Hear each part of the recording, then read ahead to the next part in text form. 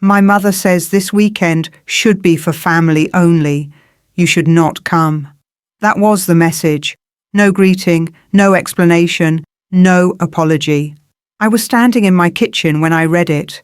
The kettle was still boiling, making that sharp, hissing sound it always makes just before you turn it off. My suitcase was by the front door, half packed, one shoe inside, the other still on the floor.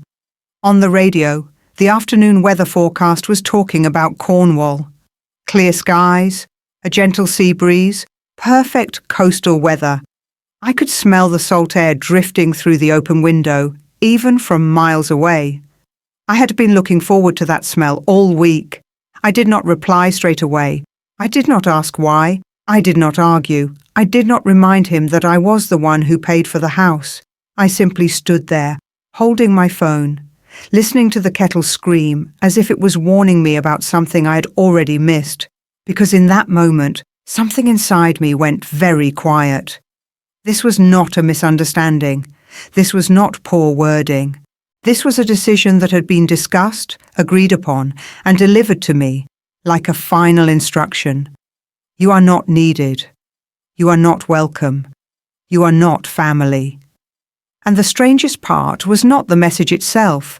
It was how calmly it landed. No shouting, no drama, just a clean removal, as if I were an item on a list that could be crossed out once its purpose was fulfilled. I looked at my reflection in the dark kitchen window, a woman who had done everything right, paid for everything quietly, believed that generosity would eventually turn into belonging. And that was when I understood something they never expected me to understand. If I could be excluded from a place I paid for, then I could also decide who truly owned it. I typed 2 words and sent them back. Understood. If you want to hear what happened next, and how one message by the sea turned into a decision that changed everything, comment number 1 below right now and stay with me until the end. The house by the sea was never meant to impress anyone. It was not large. It was not dramatic. It did not sit behind gates or long gravel drives. It was quiet. Perched just above the shoreline, high enough to hear the waves but far enough not to be swallowed by them. 3 bedrooms, wide windows facing west. In the late afternoon, the light came in slowly, lingering, as if it had nowhere else to be. The first time I stepped inside, I noticed the smell. Salt, wet stone, clean air, the kind of smell that stays with you even after you leave, the kind that makes your shoulders drop without you realizing why. I bought that house because at the time it felt like the most reasonable thing in the world. My parents-in-law had worked their entire lives, long hours, careful spending, holidays planned around what they could afford, not what they wanted. They spoke about retirement as if it were a distant idea, something other people did, something they would get to eventually if nothing went wrong. They loved the sea. They always had. They talked about how it helped them sleep, how it made things feel lighter, how problems seemed smaller when there was water in front of you. So when the opportunity came, I did not hesitate. I told myself this was what family did. You looked after each other. You gave quietly. You did not keep score. I imagined weekends there. Slow mornings, shared meals, simple conversations that did not feel like negotiations. I imagined becoming the kind of daughter-in-law who finally belonged. The process itself was not sentimental. I spoke to the estate agent. I arranged the surveys. I approved the repairs. I transferred the deposit, then the next payment, then the one after that. The paperwork was in my name. The responsibility was in my name. Every decision that mattered passed through me. But when it came to the visible things, the pleasant things, I stepped back. They chose the curtains, a pale blue to match the sea. They chose the furniture, comfortable, neutral, nothing that would stand out too much. They chose where the family photographs would go. I told myself that was fine. After all, it was meant to be their retirement place. I did not need my taste on the walls to feel included. Whenever someone asked about the house, my mother-in-law would smile and say, "It is our place by the sea now." I noticed she never said my name, but I did not correct her. When friends congratulated me, I brushed it off. I said it was nothing. I said I was happy to do it, because that is what good women are taught to do. Make their contribution smaller so others can accept it comfortably. I never asked for gratitude. I never asked for recognition. I certainly never asked for control. All I assumed was something much smaller, that I belonged there, that if you bought a house for your family, you would be allowed to stand in it without asking permission. Looking back now, that assumption feels almost naive. At the time, it felt obvious. I did not notice how easily plans were made without me, how often dates were decided before I was told, how naturally I was informed rather than included. I thought it was respect. I thought it was trust. I thought that being quiet meant being secure. Sometimes, late at night, I would imagine the house empty, windows open, the sound of the sea moving through it. I imagined it holding space for all of us, without sides, without conditions. I did not realize that while I was imagining belonging, they were quietly redefining ownership. I believed I was part of the house I had bought. I did not yet understand that, to them, I was only part of it while I was useful. The difficult thing about my mother-in-law was that she was never openly cruel. She never shouted. She never insulted me. She never raised her voice or said anything that could be repeated as evidence. Everything she said sounded reasonable, even kind. That was what made it so easy to miss at first. Whenever the house came up in conversation, she would smile in that gentle, practiced way of hers and say, "Our family house by the sea is coming along beautifully." Our family house, she said it casually, at the dinner table, on the phone to relatives. Once, even to a neighbour who had asked how often we planned to visit. Our family house. The words slipped into the room as if they had always belonged there. I noticed she never said my name in the same sentence, but I told myself that was nothing, that I was reading too much into it. She was polite to me. She asked how work was going. She asked if I was sleeping enough. She asked whether I was eating properly. On the surface, everything looked fine. But there was always that small adjustment in language, that quiet separation that no one ever acknowledged. The Harper family will love it there. It will be so good for our family. We finally have a place where the family can gather. The family. I began to notice how naturally I was missing from that picture. If I mentioned visiting the house for a weekend, she would pause, then say, "Oh, we will see. The family might already be there." If I asked which weekend would work best, the answer was never clear. If I asked about plans, the conversation drifted elsewhere. Nothing was ever refused outright. It was simply never confirmed. And Daniel. My husband never challenged her. He never corrected the way she spoke. He never said, "She is part of the family too." Instead, he smiled. He nodded. He stayed quiet. When it was just the two of us and I brought it up, he brushed it aside gently. "You are overthinking it." "She does not mean it like that." "That is just how she is." He said it calmly, almost kindly, and somehow that hurt more than if he had argued, because it meant that every time I felt uncomfortable, the discomfort was treated as my flaw, my sensitivity, my imagination, my inability to let things go. So I did what I had learned to do. I adjusted myself. I told myself not to make things awkward. I told myself this was temporary, that once everyone settled into the house, things would feel more natural. I reminded myself that I was fortunate, that not every daughter-in-law could afford to do something like this, that generosity should not come with expectations. I swallowed the small moments, the pauses, the half-finished sentences. When she said "our family house," I smiled. When Daniel repeated it, I nodded. Our family house. Each time the phrase appeared, it landed a little heavier, but I still did not push back. because nothing dramatic had happened yet, nothing I could point to, nothing serious enough to justify a reaction. And that is how this kind of dynamic survives. It hides inside politeness, inside normal routines, inside people who do not want to seem difficult. You are not pushed out. You are simply never fully let in. Over time, you begin to question yourself. You tell yourself that maybe this is just how families work, that maybe you are expecting too much. I did not realize that by staying quiet, I was teaching them something. I was teaching them that my presence was optional, that my feelings were flexible, that my boundaries could be adjusted. I thought I was being patient. I did not understand that patience, when it is one-sided, slowly turns into permission.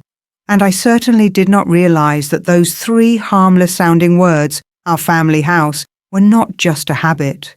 They were a line being drawn.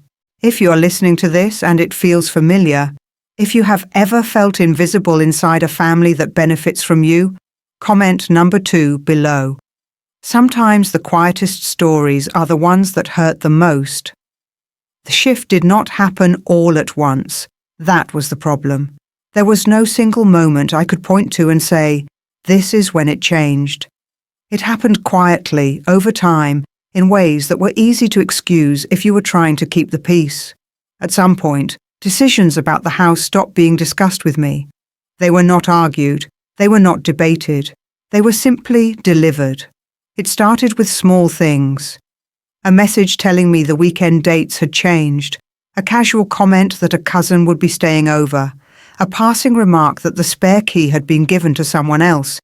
Each time, the information reached me when everything was already decided, already agreed, already settled. No one ever asked, "What do you think?" Instead, it was always, "Just so you know." At first, I told myself this was normal, that this was what happened when a place became busy, that I did not need to be involved in every detail. But then I noticed something. Plans were made without my input. Guests were invited without my knowledge. Schedules were filled before I had a chance to suggest a date. And only after everything was arranged, I would be informed. I was no longer part of the conversation. I was the final notification. Daniel would say it gently, as if that made it easier. Mum thought this would be simpler. It's only for a few days. You don't really mind, do you? He never waited for my answer. The question was asked in a way that assumed agreement. And every time I felt that familiar pressure. The pressure to choose between being difficult and being quiet. Between insisting on my place and keeping the atmosphere calm. So I stayed quiet. I told myself this was temporary. That once things settled down, I would naturally be included again. But the strange thing was, the more I contributed, the less space I seemed to take up. I paid the maintenance fees. I covered the repairs. I approved the insurance. I dealt with the paperwork. Yet slowly, I began to feel like a guest in something that existed because of me. There is a particular kind of discomfort that comes with that realization. It is the feeling of funding a place you must ask permission to use, of maintaining a space where your presence needs to be negotiated, of watching other people move freely through something you created while you stand politely at the edges. No one ever locked the door. No one ever told me I was not allowed to go. They simply filled the calendar before I could speak. When I mentioned visiting, the response came lightly. "Oh, that weekend might be a bit difficult." Difficult for whom? I wondered. And why did it always seem difficult when I was involved? Over time, I noticed how my presence was treated, not as unwanted, just inconvenient. Something that required adjustment, something easier to work around. Daniel noticed my hesitation once. He asked, "Is something wrong?" I almost told him. I almost explained what it felt like to slowly lose access to something I had built, to feel invisible in a place that carried my signature in every document. But I stopped myself, because experience had taught me that explaining discomfort often made it smaller, that once spoken out loud, It could be dismissed as overthinking. So instead I smiled and said, "No, it's fine." And that is how control works when it does not look like control. It hides in routine, in politeness, in the assumption that the person giving will continue to give. The change is so gradual that you only realize it has happened when it is already complete. The house was no longer something I offered. It was something they managed. In practice, I did not own it. I only funded it. The moment that made everything clear came during an ordinary dinner. Nothing dramatic, nothing raised. My mother-in-law was talking about upcoming plans when she said, almost thoughtfully, "It's probably easier if decisions about the house stay within the family." She smiled when she said it, as if she were being considerate. No one corrected her. No one looked at me. And in that moment, I understood exactly what that sentence meant. It was not about convenience. It was about exclusion. I did not mean to listen. That matters to me even now. I was not suspicious yet. I was not checking his phone. I was not waiting for something to go wrong. I was simply walking past the living room when I heard Daniel's voice change. It was subtle. Not louder, not sharper, lower. The kind of tone people use when they do not want to be overheard. He was standing by the window, phone pressed to his ear, his body angled away from the hallway, not fully turned. Just enough. I slowed without thinking, stopped where I was. There are moments when your body reacts before your mind does, when something in the air tells you to stay still. "Yes," he said quietly. "Mum, it's fine." There was a pause, long enough to imagine the other voice. "I've taken care of it." Another pause. Then he said the sentence that stayed with me. "Everything's sorted now." Everything. Sorted. I waited for him to say my name. I waited for him to say something that included me. He didn't. When he turned and saw me standing there was the smallest flicker across his face. Not guilt, not fear, awareness. "Oh," he said, "I didn't realize you were there." His eyes dropped almost immediately, not dramatically, just long enough to break the moment. That was new. Daniel used to look at me when he spoke, even during uncomfortable conversations, as if eye contact alone could keep things honest. That evening, he barely met my gaze. Dinner passed quietly. He talked about work, about traffic, about a colleague who was leaving. He did not mention the house. He did not mention the weekend. He did not mention the call. I told myself not to push, not to create tension where none had been declared. But the silence felt deliberate. Later that night, after he fell asleep, I sent a message.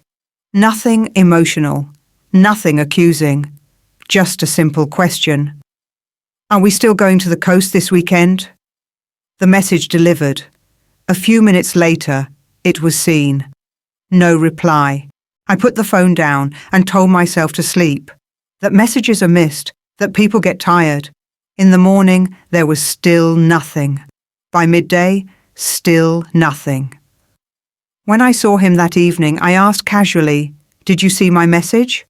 "Yes," he said. "I'll tell you later." Later never came. The days filled with small delays, moments that slipped past without resolution, conversations that ended just before they reached anything solid.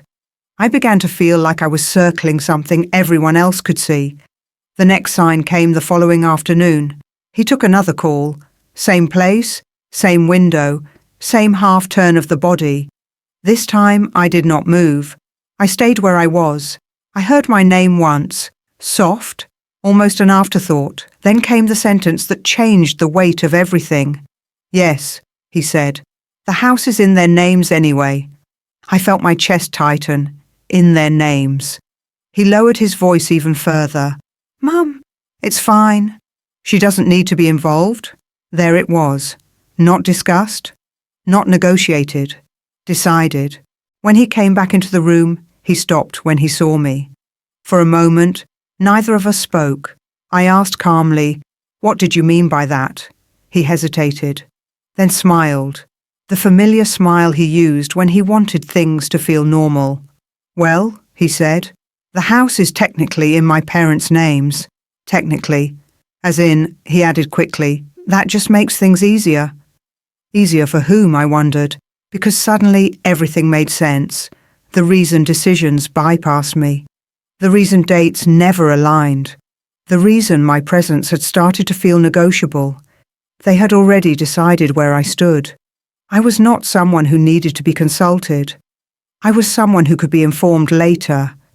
And the house I paid for, the house I maintained, the house I believed I belonged to, was no longer spoken about as something connected to me. It was theirs. In name, in practice, in permission. That night, I lay awake staring at the ceiling, not angry, not crying, just alert.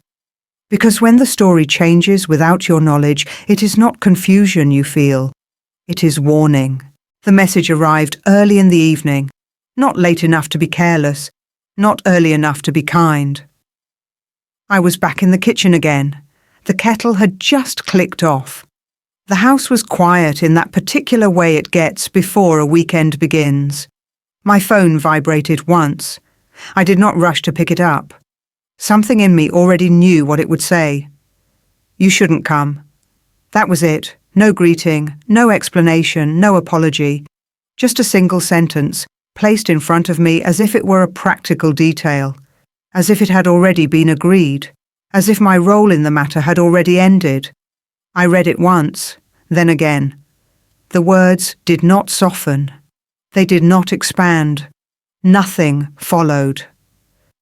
I waited for a second message, a reason, a clarification, anything that might suggest hesitation. There was nothing. In that moment, I realized this was not a discussion. It was not even a decision being shared. It was an instruction. I thought about the way Daniel had avoided my eyes, about the phrases that sounded harmless until they weren't, about the plans made without me and explained later. Everything had been moving toward this, and now it had arrived, clean and complete. I did not reply immediately, not because I was unsure, but because I needed to understand what I was feeling. There was no shock, no burst of anger, no urge to argue my case. Instead, there was a strange emptiness, the kind that opens when something you believed in quietly disappears. I realized then that I had not been uninvited from a weekend. I had been removed from a family narrative, a narrative I helped fund, a place I helped create, a space I thought included me by default. I looked around the kitchen, at the counter I had wiped that morning, at the calendar with dates already marked, at the suitcase still waiting by the door. Everything was ready, except me.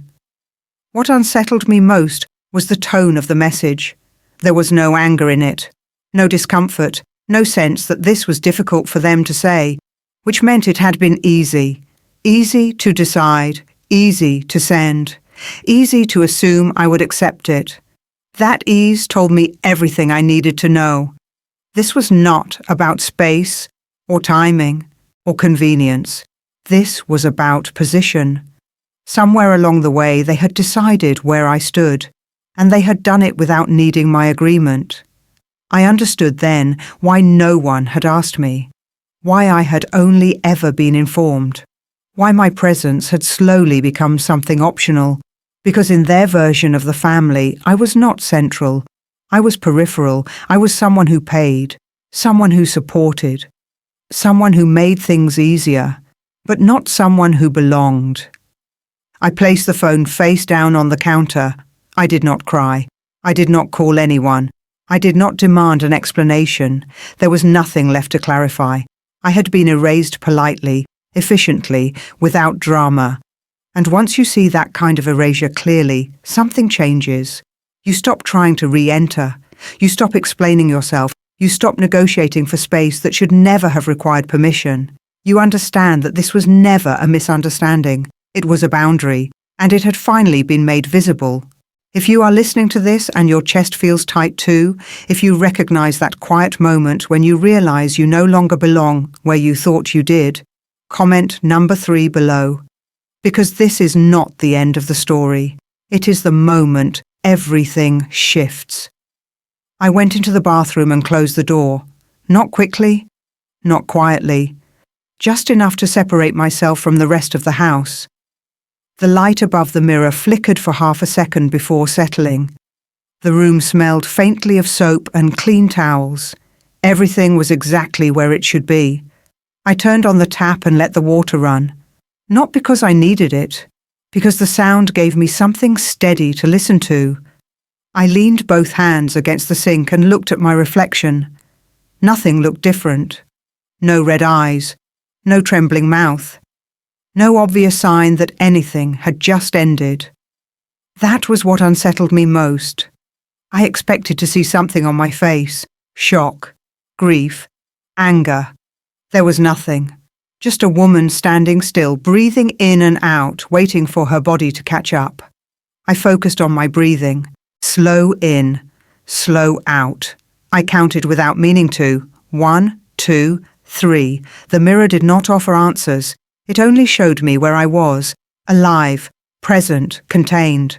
My phone vibrated in my pocket. Once. I did not reach for it. I knew who it would be, or what it would say, or how it would try to smooth things over without changing anything. The vibration stopped. I watched my shoulders rise and fall. Not fast, not shallow, controlled. Another vibration. This time, longer. I still did not move. There are moments when picking up the phone feels like stepping back into something you are not ready to face, when staying still feels safer than engaging. I let the phone ring itself, quiet. The silence that followed felt heavier than the sound ever had. I turned slightly and caught my reflection from a different angle, side on, unflattering, honest. I noticed how tired I looked, not exhausted, just worn in a way that suggested I had been holding something up for a long time.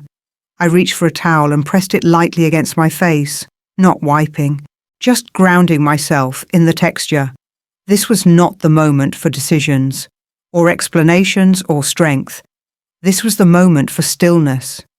I thought about how often I had filled silence before, answered quickly, smoothed edges, made space for everyone else. Standing there, I realized I did not have to do that right now. The phone vibrated again. I left it where it was. The room felt smaller as I stood there, not closing in, just contained. A place where nothing was being asked of me. I turned off the tap. The sudden quiet made the room feel sharper. I listened to my own breathing, steady, unrushed. I looked at myself one more time. There was no resolve yet, no plan forming behind my eyes, only awareness. Awareness that something had stopped, awareness that something else was waiting. I opened the bathroom door and stepped back into the house. Everything outside looked the same, the hallway, the light, the quiet hum of a familiar evening. But I knew that what had paused in that bathroom was not weakness. It was the last moment before movement. The last moment before I chose how to respond. And for the first time in a long while, I did not feel the need to explain myself to anyone. I did not pick up my personal phone. Instead, I placed it face down on the kitchen counter. Not aggressively, not dramatically, just deliberately. I took a breath and walked into the study, the room I rarely used, the room that held things I did not touch unless I needed to be precise. I opened the drawer and took out my work phone, the one linked to accounts, contracts, people who spoke in dates and documents. The screen lit up immediately. No missed calls, no emotion waiting on the other end. Just access. I sat down and straightened the stack of papers on the desk. Old habit, a way of signalling to myself that this was no longer personal. I scrolled to a number I had not used in a while, saved under a name. No emojis, no reminders. My solicitor. When she answered, her voice was calm, neutral, professional. I told her I needed advice, nothing urgent, nothing dramatic, just clarification. I explained the situation without adjectives. without emotion. Without the story I could have told if I wanted sympathy. I said I had purchased a property. I said I had funded it entirely. I said others were using it. I said I was being excluded. She asked questions. Short, specific, whose name was on the title, who paid the mortgage, who covered maintenance, who held keys, who made decisions. I answered each one clearly. When she paused, I waited. There is no ambiguity here, she said. From what you are describing, the asset is yours. I did not feel relief. I felt confirmation. We discussed options, not revenge, not confrontation. Options, transfer, trust, temporary management, immediate restriction of access. She explained consequences, legal, financial, predictable. I listened. I asked for timelines, for paperwork, for what could be done quietly. She understood. Before we ended the call, she said something that stayed with me. You do not need to explain yourself to anyone. You just need to decide what outcome you want. I ended the call and placed the phone back on the desk. The house was still quiet. The same quiet as before, but the silence had changed shape. I returned to the kitchen and looked at my personal phone, still face down, still vibrating occasionally. I did not turn it over, because the need to respond had passed. I opened my laptop and logged into the account linked to the property, the one I had set up at the beginning, the one I had not touched since everything felt settled. I reviewed the documents, dates, figures, names. There it was, clear, undeniable. I was not confused. I had been excluded, and exclusion, I learned, is very different from uncertainty. I did not feel the rush people expect. No anger, no shaking hands, no urge to call anyone and make myself heard. Instead, there was something else. Clarity, the kind that arrives when emotion steps aside and leaves space for facts. I drafted a short email, professional, polite, no accusations, no history, just notification. I saved it. I did not send it yet. There would be a time for that, and it would be on my terms. I closed the laptop and stood up. For the first time since the message arrived, I felt steady. Not because things were resolved, but because I knew exactly where I stood. I was no longer reacting. I was deciding. And that is when I understood something important. I was not angry. I was not hurt. I was not even disappointed anymore. I was simply clear. Clear about what belonged to me. Clear about who had access. Clear about what would happen next. The shift was quiet, but it was complete. The moment I stopped waiting for permission was the moment I took control back. I did not tell anyone what I was doing. That was important. There was no announcement, no warning, no emotional preparation, because money does not move with noise, it moves with paperwork. The process itself was not dramatic, it was almost boring. Forms, emails, verification calls, the kind of things people skim past because they assume nothing important is happening. I met with my solicitor again, this time in person. A quiet office, neutral walls, a desk that had seen far more complicated decisions than mine. We spoke in timelines and outcomes, not motives, not feelings. I told her I wanted the assets separated from personal use. I wanted it protected, managed, removed from informal access. She nodded, took notes, asked the right questions. We discussed a property investment trust, independent, legally clean, temporary if needed, permanent if required. The title would be transferred, the management assigned, usage restricted to approved terms only, no confrontation, no accusations, just structure. I signed where I was told to sign, initialed where it mattered, verified my identity twice. The house did not move. The sea did not change. Nothing visible happened at all. That is how these things work. Ownership changes quietly. Assumptions take longer. Within days, the paperwork was complete. The property was no longer held in my personal name. It now belonged to an investment vehicle, managed, documented, protected. Access was no longer casual. Keys were no longer symbolic. Usage was no longer assumed. But no one else knew that yet. And that was intentional. I continued my days as usual, work, meetings, routine. I did not check my messages any more than necessary. I did not provoke conversations. I did not hint, because the power of this step was not in the reveal. It was in the delay. Meanwhile, they carried on exactly as before. Plans were discussed. Dates were mentioned. The phrase "our family house" was still used freely. They spoke as if nothing had shifted, as if the ground beneath them was still solid. They did not know that the house they believed they controlled was no longer something they could access without permission. I imagined them there, walking in as they always had, opening cupboards, turning on lights, still confident, still comfortable, still unaware. And that was the most telling part. People only feel secure when they believe nothing can change. The trust documents sat quietly in my files, the confirmation emails unread by anyone else, the system already in place. There was no moment of satisfaction, no rush, no smile, just alignment.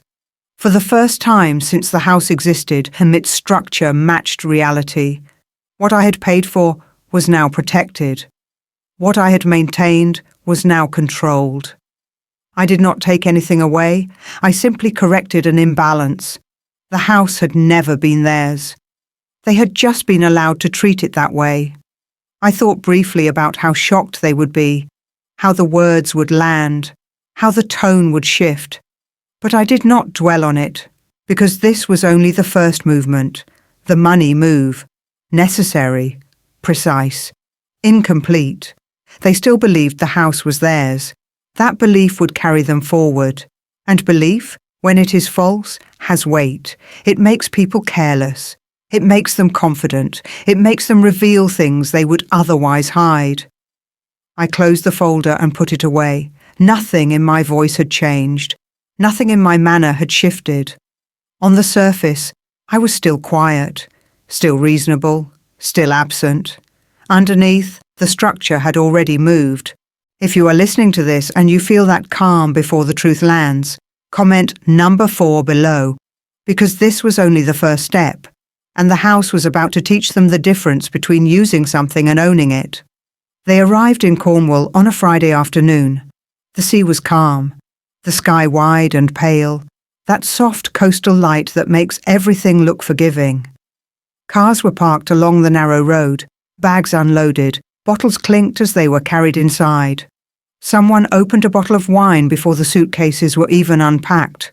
Laughter rose easily, relieved, carefree.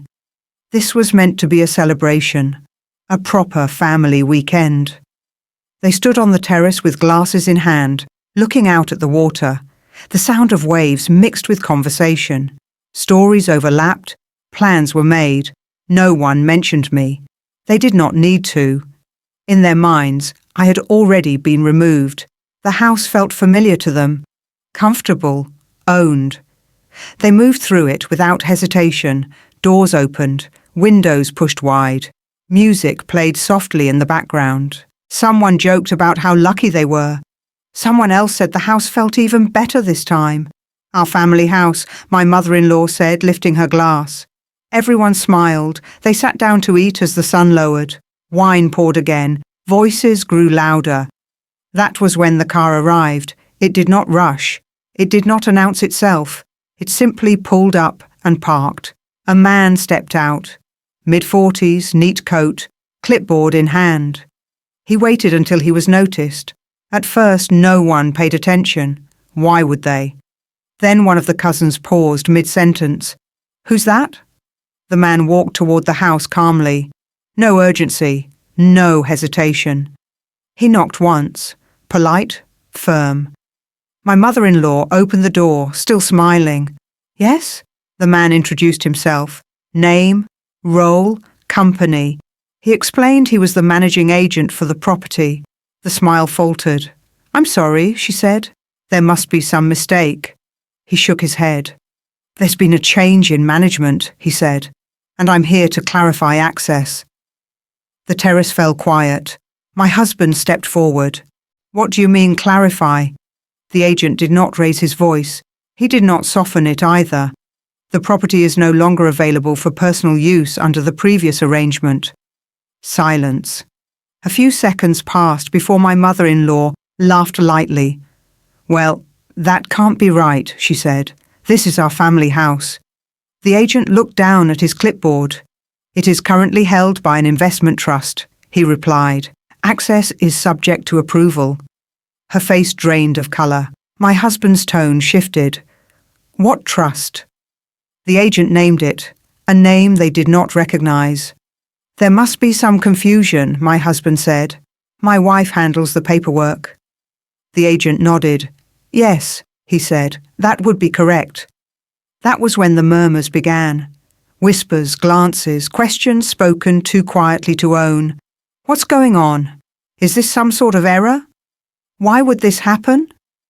My mother-in-law's voice rose. This is ridiculous, she said. We're already here. The agent remained calm. I understand this is inconvenient, he said, but you no longer have authorized use of the property. The word inconvenient landed badly.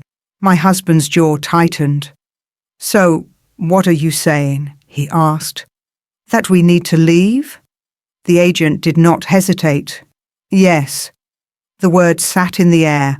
One of the relatives laughed nervously. Someone else looked away. A glass was set down too hard on the table. This is absurd, my mother-in-law said. You can't just turn up and do this. The agent nodded again. I can, he said, and I have. Her voice broke then. Call her, she snapped, turning to my husband. Call her now. My husband pulled out his phone. It rang. No answer. He tried again, straight to voicemail. The murmuring grew louder. Why isn't she picking up? What's going on? Did she know about this? The agent checked his watch. I'll give you 30 minutes, he said, to collect your belongings. The word belongings made it real. My mother-in-law's hands began to shake, and not with anger, with panic. This is our house, she repeated, as if saying it enough times might make it true. But no one echoed her now. People avoided her eyes. Bags were quietly zipped. Children were told to put their shoes back on. The wine glasses sat untouched. My husband stood frozen, phone still in his hand. This was not a private argument. This was not a misunderstanding. This was happening in front of everyone. By the time they left, the light had changed. The sea looked colder, the air sharper, doors closed, cars started. No one laughed. The agent locked the door behind them and walked away. And I was not there. I did not watch. I did not listen. I did not step in. Because I did not need to. They had shown each other everything. If you are listening to this and feel that quiet release, if part of the anger you carried has softened just a little, press like now. Because what comes next is not louder. It is final. The call came just after sunset. I recognized the number immediately. I did not answer straight away. Not because I was afraid. Not because I was unsure. But because I wanted to hear how it rang when nothing else was left to say. It stopped. Then rang again. This time I answered. Where are you? Daniel said. His voice was tight, uncontrolled. Nothing like the calm tone he used when decisions were made without me. I did not ask what had happened. I already knew.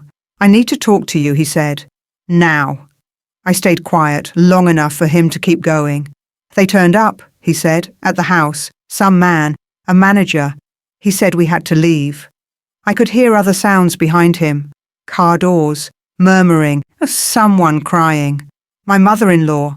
This isn't funny, Daniel said. If this is some kind of misunderstanding, you need to fix it. I let a breath out slowly before I spoke. It isn't a misunderstanding. There was a pause. What do you mean? He asked. I kept my voice even. I mean exactly what I said. Another pause. Longer this time. Did you know about this? He asked. Yes. His breathing changed. Why would you do this? He said. You humiliated us. I did not correct him, because humiliation is how it feels when consequences arrive in public.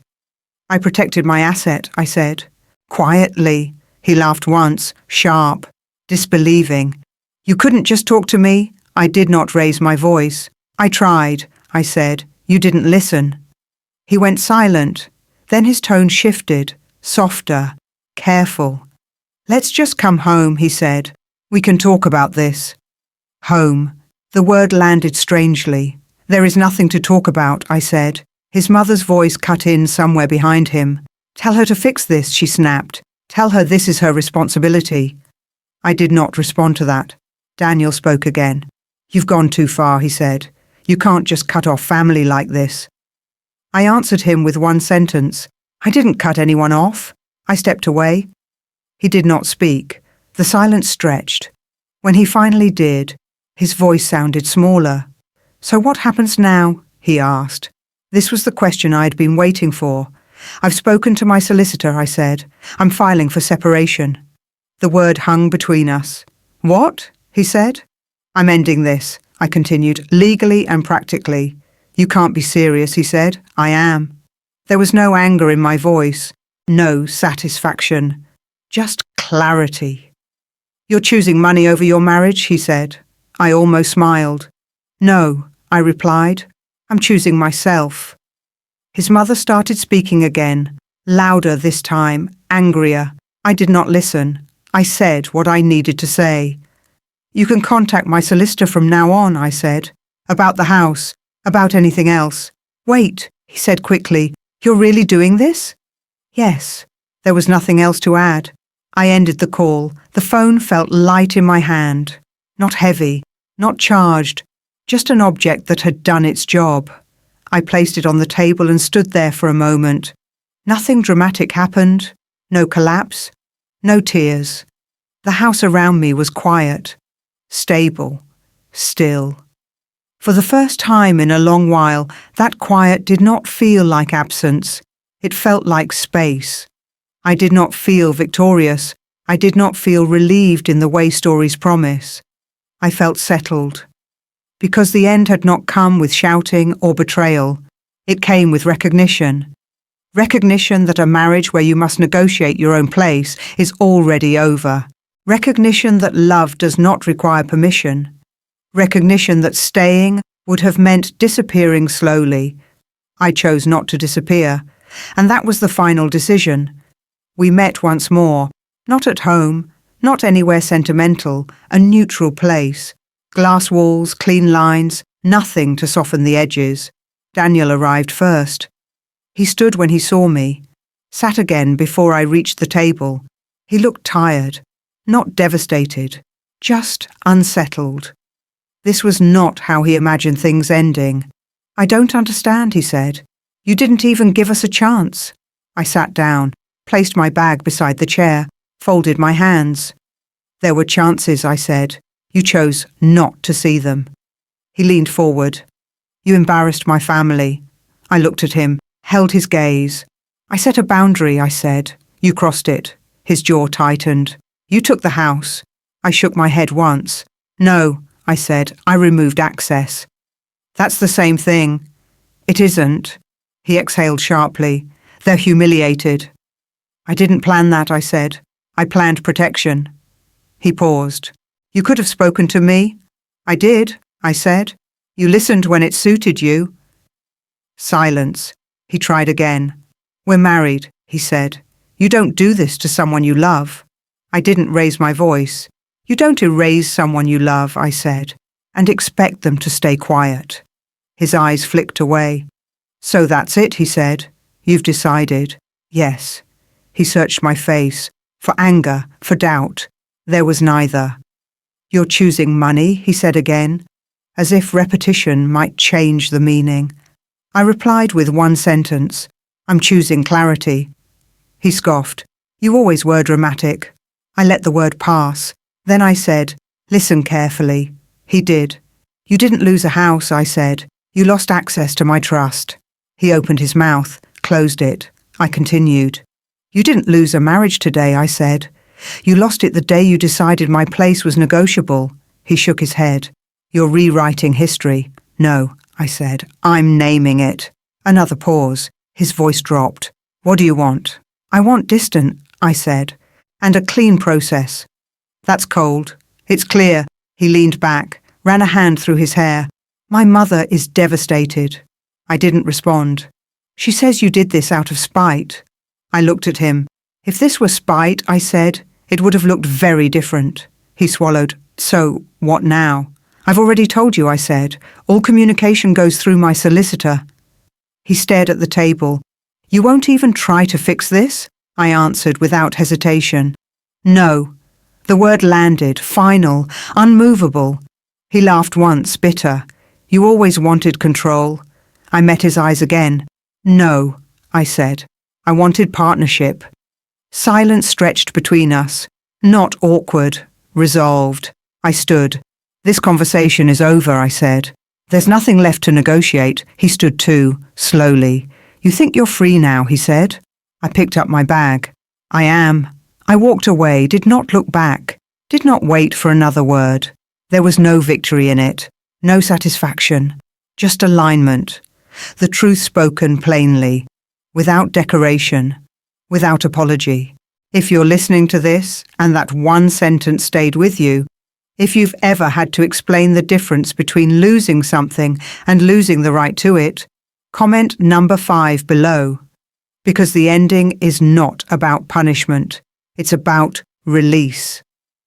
After that meeting, I stopped being part of their conversations, not because I was excluded, but because there was nothing left to discuss. What followed did not happen all at once. It unfolded quietly, in fragments, in the spaces where people usually pretend everything is fine. The family did not recover the way they expected. At first, they tried to act as if nothing had changed, as if the incident in Cornwall had been an unfortunate mix-up, as if it would be forgotten with time.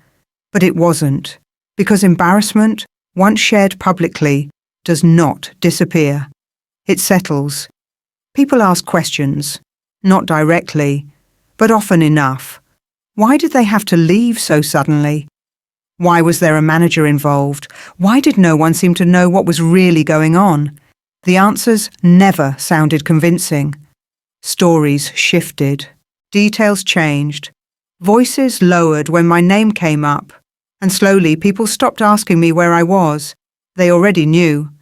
The family gatherings grew smaller, more tense, seats left empty without explanation. My mother-in-law became quieter, not softer, just more careful. She stopped making declarations, stopped speaking for everyone, because authority loses its weight when it is no longer backed by certainty. Daniel drifted.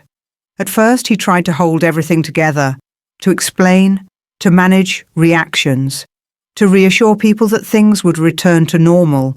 But normal had already passed. The house had been the symbol, the thing that made them feel established, respected, secure. Without it, the cracks became visible. Arguments surfaced where silence used to be. Old resentments found new reasons to speak. Support turned conditional. There were no villains, no heroes, just people standing in the consequences of what they had allowed. No one stepped in to fix it, no uncle with solutions, no relative offering space, no one volunteering to take responsibility, because when something collapses quietly, there is no dramatic role for saviours. There was only distance. Daniel called less, then stopped, not out of anger, but out of exhaustion. The version of him that expected things to work out had no place to stand anymore. His mother did not reach out again, not with accusations, not with apologies. Silence was her boundary, and in that silence, everything she had avoided acknowledging became clear. I heard about these things indirectly, through people who spoke carefully, who did not want to take sides. They said the family felt fractured, that gatherings felt different, that something essential had been lost. I listened. I did not comment, because this was not something I had done to them. This was something that had happened when assumptions were removed, when access ended, when roles were exposed for what they were. There was no satisfaction in hearing it, no sense of triumph, just understanding. Karma does not arrive with applause. It arrives with absence, with unanswered messages, with chairs left unfilled, with conversations that no longer flow, with people realizing too late that they depended on something they never respected. I did not replace what was lost. I did not step back in to soften the impact, not out of cruelty, but because repair is not owed when damage was denied. Time passed, the noise faded, the reaction settled. What remained was quieter, clearer. They moved on in their own way, smaller, more cautious, less certain of their place. And I moved on too, not by winning, not by proving anything, but by no longer being involved in something that required me to disappear to survive.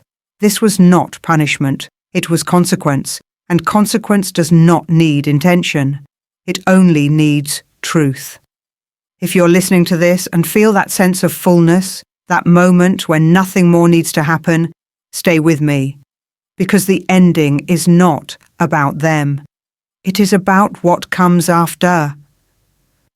I went back to the sea alone, not to the same place, not to prove anything, just somewhere quiet, somewhere the horizon stayed wide no matter who was standing in front of it. The morning was cool, the kind of cool that clears your head without demanding anything from you. The water looked different this time, not calmer, not rougher, just honest. I stood there with my hands in my pockets, listening to the waves arrive and leave without explanation. There was no one waiting for me, no message to answer, no role to step back into, and for the first time in a long while, that felt like relief.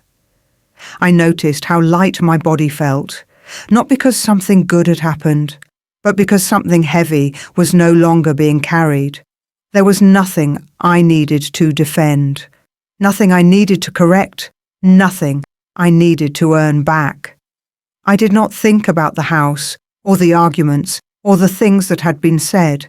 Those things belonged to a different version of me, one who believed that belonging was something you negotiated for. I watched the tide move, patient, unconcerned. It did not ask who had the right to be there. It did not keep score. It simply existed. I realized then that freedom is often quieter than we imagine. It does not announce itself. It does not arrive with witnesses. It shows up when you stop explaining your presence, when you stop shrinking to fit spaces that were never meant to hold you. I did not feel triumphant. I did not feel healed in a dramatic way. I felt clear. Clear about what I would no longer accept. Clear about what I no longer needed. The world did not change. People did not suddenly understand. And that was fine, because understanding from others was no longer required for me to move forward. I turned away from the water and walked along the shore, slowly, unhurried. There was nothing waiting behind me, and nothing pulling me ahead, just space. And in that space, I understood something simple and final. Freedom is not about taking back what was lost. It is about no longer needing it. No longer needing approval, no longer needing access, no longer needing to be chosen. Freedom is choosing yourself without asking permission. If you are listening to this, where are you right now? By the sea? In a city? At home? You don't have to explain, but if you feel like sharing, tell me where you are. And if any part of this story stayed with you, carry it gently. Some endings are not loud, they are light.